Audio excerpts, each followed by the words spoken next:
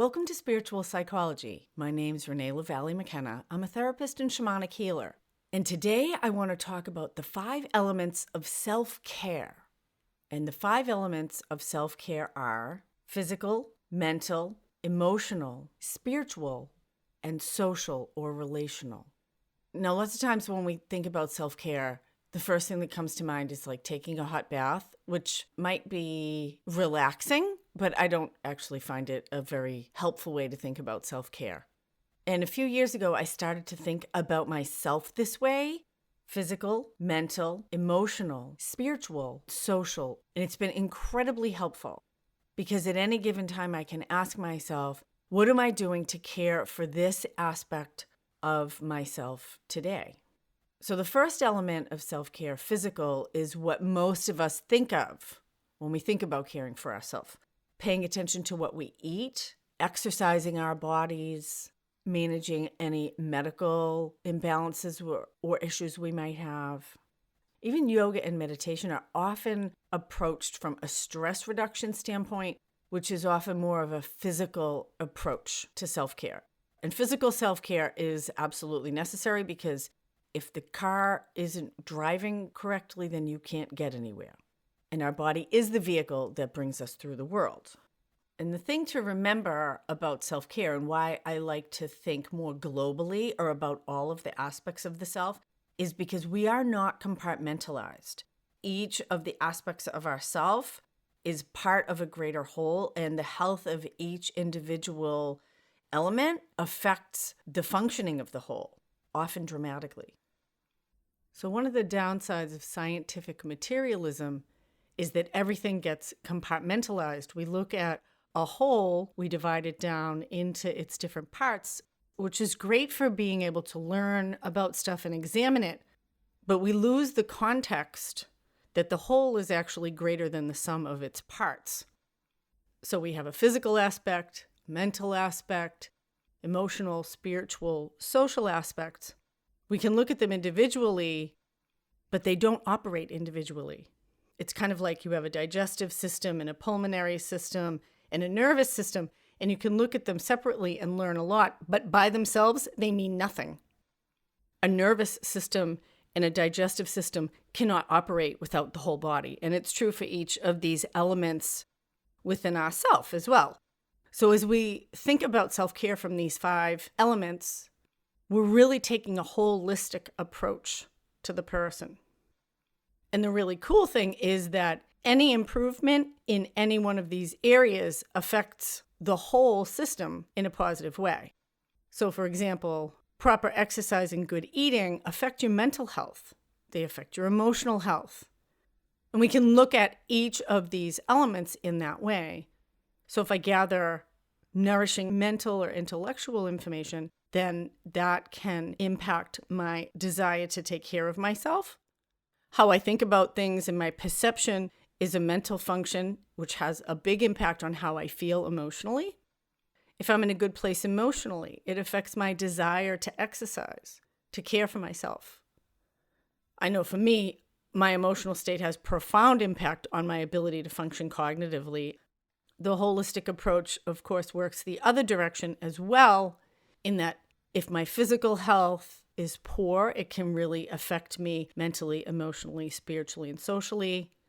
If my social life is really disturbed, then I can be cognitively disrupted and feel bad physically, et cetera, et cetera. So I've just found it really helpful to think about all the different ways that I can care for myself. We don't need to be perfect in any of them. In fact, I find it really helpful to take kind of doable, snackable goals and just pick one. Pick one thing that I can improve on, or just one positive step in one area today. Maybe I'll take a walk. Maybe I'll eat vegetables instead of Oreo cookies. Because any improvement in any of these areas improves the function of the whole. So caring for ourselves physically. There's a ton of information out there about exercise and nutrition. I'm not an expert in either of those, but I absolutely know how important it is. And I've even just recently started to really work with changing my diet. The last few years I've been doing intermittent fasting. And there's a couple different ways to do intermittent fasting. There's a lot of research out of the Institute on Aging and from lots of other places about the benefits of fasting, both in longevity, in increasing the length of your life, and just in overall health. I've tried a couple different kinds. I tried 5-2 eating, which is when you eat normally 5 days and then 2 days a week you calorie restrict. My body didn't really like that very much. I found that I got like freezing cold about halfway through the day. My body temperature would drop. So what I've been doing now, actually for probably going on a couple years, is intermittent fasting daily, which is 16-8 eating, which is that I try to eat all my meals within an 8-hour time span. A lot of times, actually, for me, it's more like 6. I generally only eat 2 meals a day with a snack in between. And then the other 16 or 18 hours, you don't eat. Now, I've been told that there's no benefit over 16 hours, but one of the things that 16-8 eating does, and intermittent fasting in general, is that it actually depletes your liver of the usual sugars that it uses to power itself, and it starts to actually burn body fat. I don't understand all the science of it, but it's kind of the idea of healthy stress, that stressing your body in a healthy way, just like lifting weights. I'm super into lifting weights.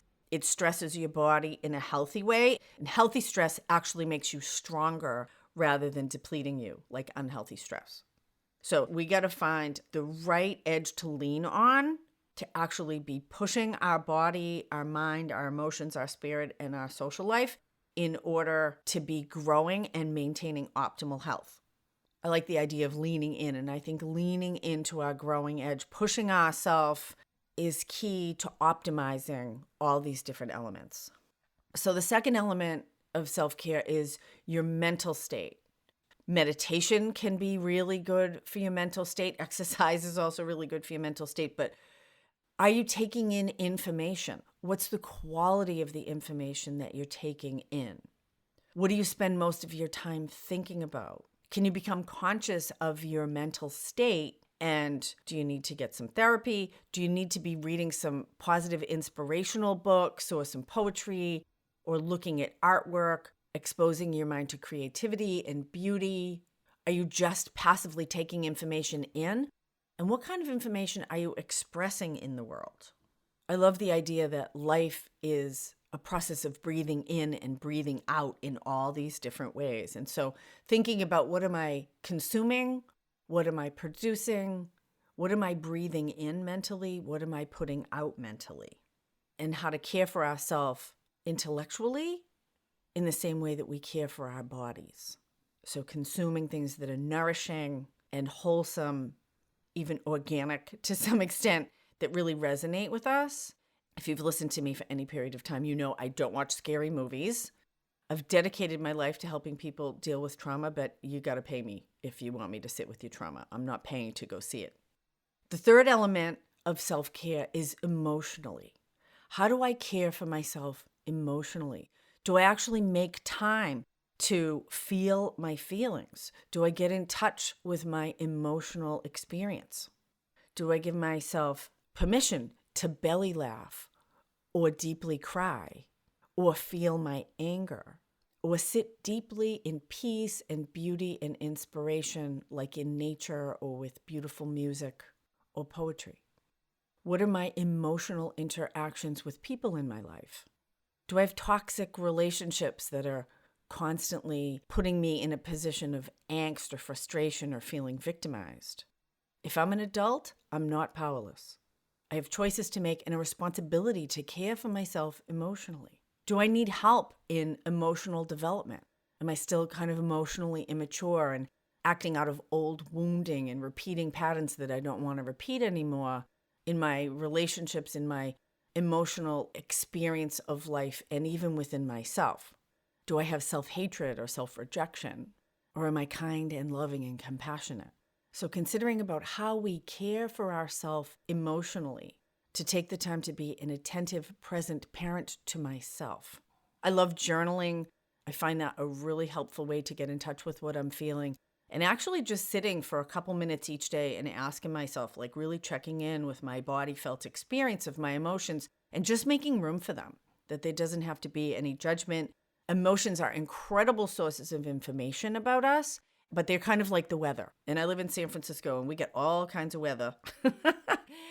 And each kind of weather gives the day a different experience. Emotions add color and texture and flavor to our life. And we often just want to spend time with the good, happy ones and avoid the like quote unquote bad, uncomfortable ones. But we really need to make room for all of our experience. Just like if we only eat dessert or do one kind of exercise, then we're going to have imbalance. Imbalance leads to dis-ease or disease, which is when we lose our health. The fourth element of self-care is spiritual. And this is a very broad and wide spectrum. Spiritual is not equal to religious, although if you are religious, certainly then you already have a spiritual foundation or a spiritual practice. And how alive is it for you if you are religious? Are you just saying rote prayers? Are you just going to church because of guilt and wanting to check off the box that you did that? Or are you really nourished by the spiritual practice that you have? Spiritual practice is what connects us with joy and wisdom and inspiration. I live near the ocean, and for a lot of people, I know their spiritual practice is surfing and being in the immensity of the Pacific Ocean. I worked with a client yesterday whose spiritual practice is gardening, and she loves her plants. She's just had some seedlings come up. It's a source of real joy and creativity, and she really communes and connects with the energy of the plants. She's learning about herbs, and she makes tinctures and teas and is growing food that she eats. Gardening is this whole deep spiritual experience and connecting with nature for her. My spiritual practice involves a combination of shamanic journeying and doing service work with other people, and just often sitting and seeing what creativity or inspiration wants to move through me.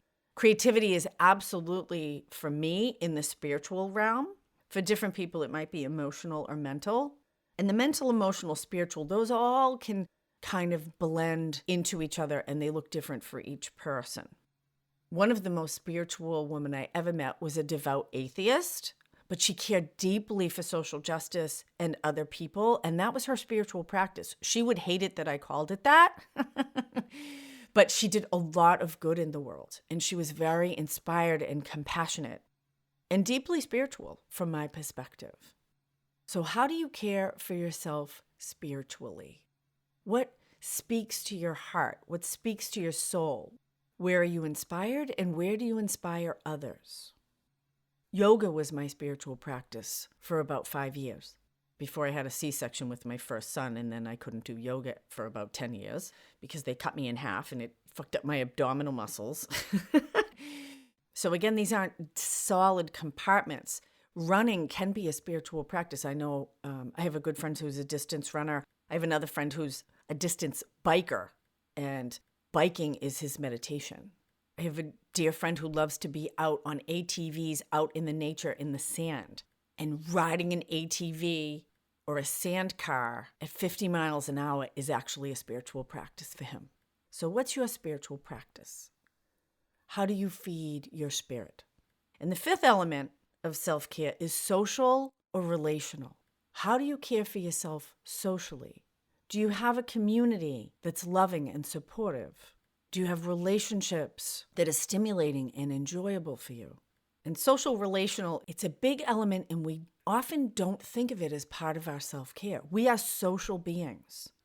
I know that has been the most excruciating part of the COVID experience for me, has been being separated from my community. I have a couple of groups that I go to that are large, like one of them has over 100 people, and I go every week, and then we would go out to breakfast after. We've actually just started to get together again, and I'm so excited because being with a group of people is totally different than being with one or two. I'm hypersocial, and I get a lot out of being with a big group of people. So how do you care for yourself socially? How do you care for yourself relationally? And I challenge you to think about each of these elements every day. And sometimes doing things daily is way too much. I often do things weekly. So like getting together with groups of people for me optimally is 1 to 3 times a week. Although I need to talk to another person and have a deep, genuine connection with someone every day. If I don't have a genuine, authentic connection with someone every day, I feel lonely. And loneliness is incredibly depleting. How do we care for ourselves? Physically, mentally, emotionally, spiritually, socially, or relationally? Think about your 5 fingers and take a little inventory and check in. I've found this to be a really simple, helpful, and effective checklist for how I'm doing and how I'm caring for myself. I hope it's helpful for you. Blessings on your path until we meet again. This is Renee LaValle McKenna for Spiritual Psychology.